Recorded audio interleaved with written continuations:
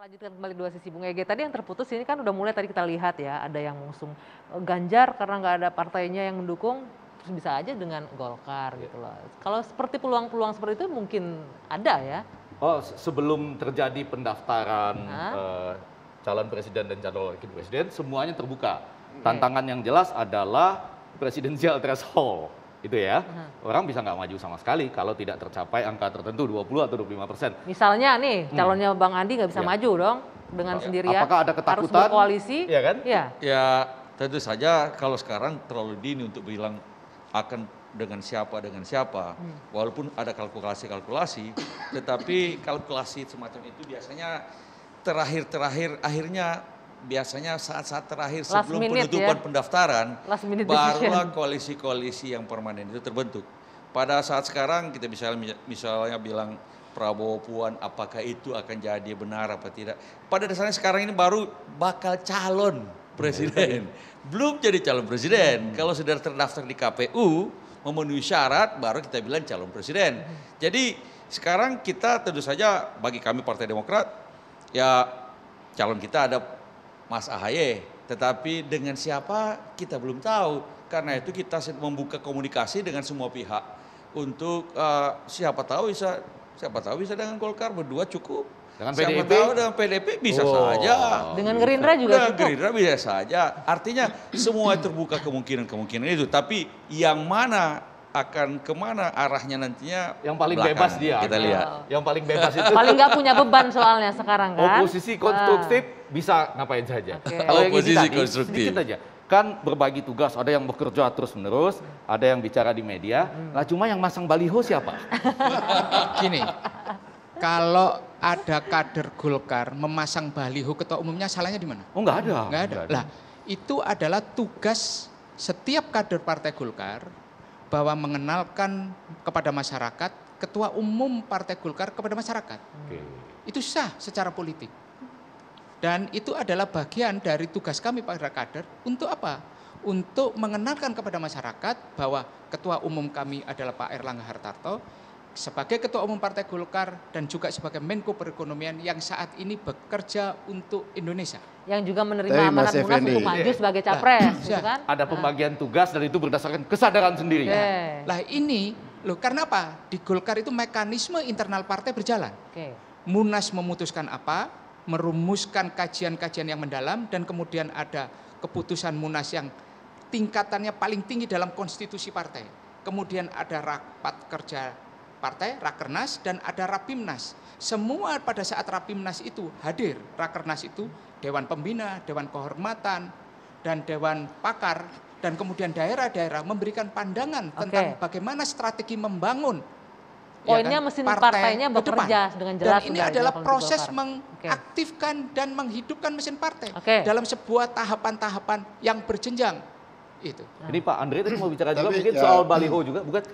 Tapi sebenarnya kalau politisi berkampanye dan kampanye sah-sah aja. Oh iya. Kampanye politik dan apalagi dia ada dalam posisi jabatan publik, apa yang dia lakukan dan seharusnya yang dilakukan baik itu adalah kampanye.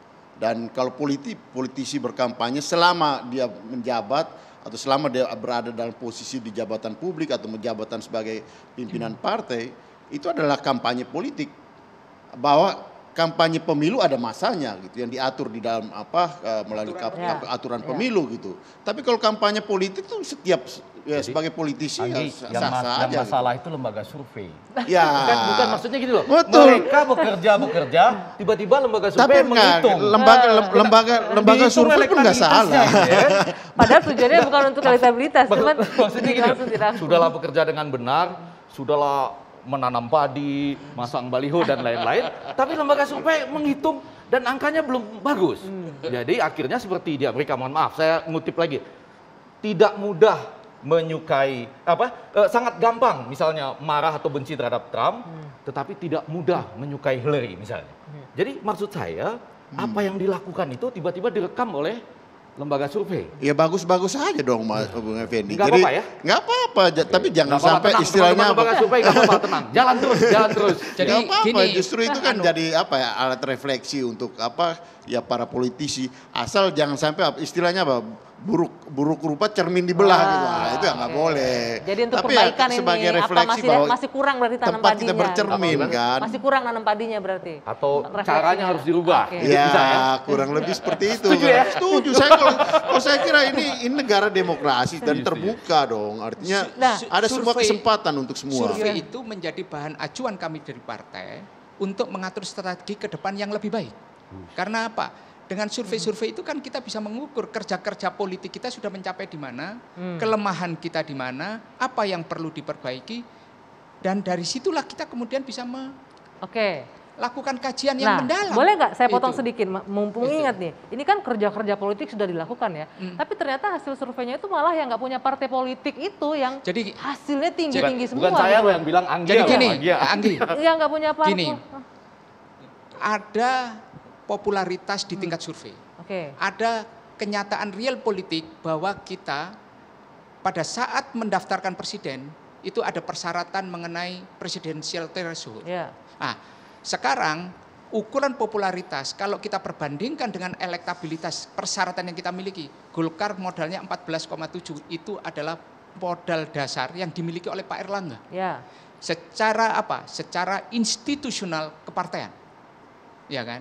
Institusional kepartean. Dan ini adalah modal yang sangat kuat menjadi daya ikat orang untuk bersama dengan Golkar. Bisa bergandengan Tapi dengan ya Golkar survei gitu itu ya. kan hanya salah satu. Satu. Hanya Salah satu salah satu indikator untuk mengambil keputusan. Yang paling penting kendaraannya ada atau tidak Ya, gitu kan. jadi kalau kita lihat untuk di dalam sistem pemilihan langsung seperti baik itu pilpres, pilkada, bahwa modal sosial itu penting. Modal sosial itu datang dari individu, dari siapa yang akan mencalonkan diri atau dicalonkan itu gitu.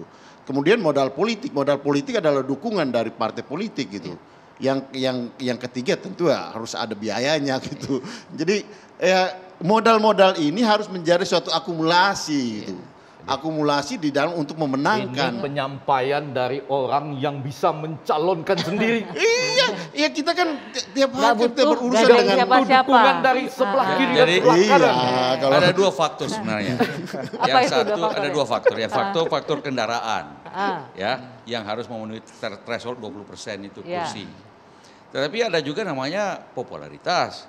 Dia punya kendaraan tapi kalau tidak bakal dipilih rakyat, nggak ada juga gunanya. Jadi dua-dua ini memang tetap harus Tidak bakal terdaftar sebagai calon presiden. Maksudnya itu ya? Maksudnya begini, kalau dia punya kendaraan tapi tidak punya elektabilitas, dalam pemilihan umum langsung toh tidak akan terpilih juga. Oke. Karena itu harus dua-dua itu harus dikombinasikan. Kami memang misalnya ada kursi, tapi tidak cukup jalan sendiri tentu saja. Pertanyaan saya, ada kursi tidak cukup jalan sendiri, cukup Karena populer itu apa tentu enggak? harus Bang ada Adi? berkoalisi Bang Adi? dengan partai lain. Oke, ada kursi. Nah. Nggak bisa jalan sendiri tapi cukup popularitas Nah, cukup. kalau popularitasnya lumayan cukup, artinya cukup tinggi, bisa saja kan modal untuk berkoalisi dengan partai-partai lain. Ada juga yang tidak punya kursi sama sekali, tapi popularitas tinggi.